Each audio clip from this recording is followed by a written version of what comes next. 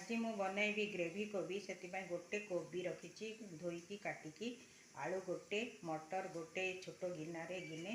आउ रखी मसला जीरा अध चामच धनिया गोटे चामच गोटे लंका 4-5 पाखुड़ा रसुण छोट खंडे अदा पियाज फाड़े टमाटो फाड़े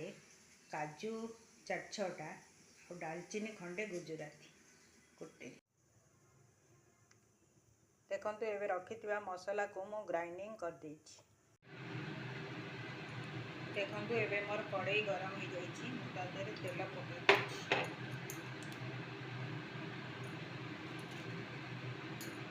रखि कोबी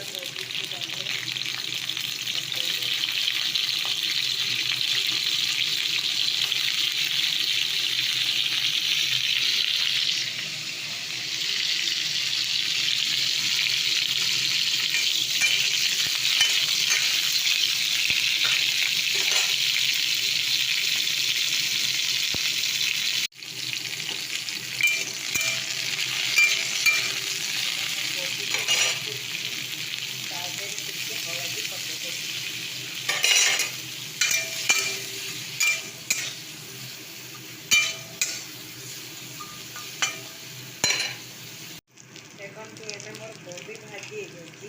मुझे आलू को पकईदे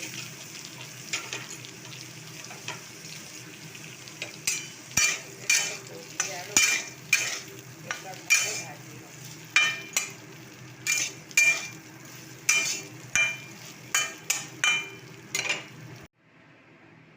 देखो ये मोर कोबी आलू भजा रखि मसला को मु ग्राइंडिंग कर दे। देखो ये मोर तेल कड़ाई गरम हो जाए 2 चामच तेल पकईदे रखि मसला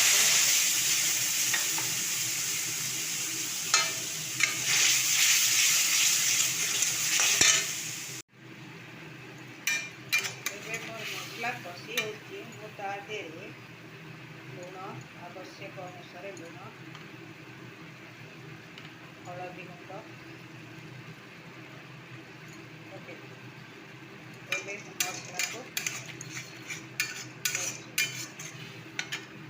मसला को कषा दूसरी कषि हो देखो ये मोर मसला कषि रखि आलू कोबी मटर को पकई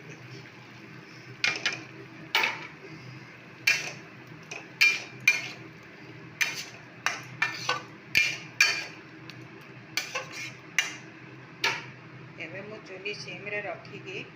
घोड़े देवी आलू मटर सीझा। देखो मोर आलू कोबी सीझी जाए मु रखि मेथी की पकईदेली अध गिना क्षीर पकईली प्रस्तुत होगा ग्रेवी कोबी प्रस्तुत होगा ग्रेवी कोबी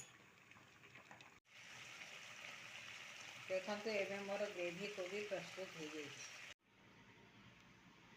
देखो मोर ग्रेवी कोबी प्रस्तुत हो जाए।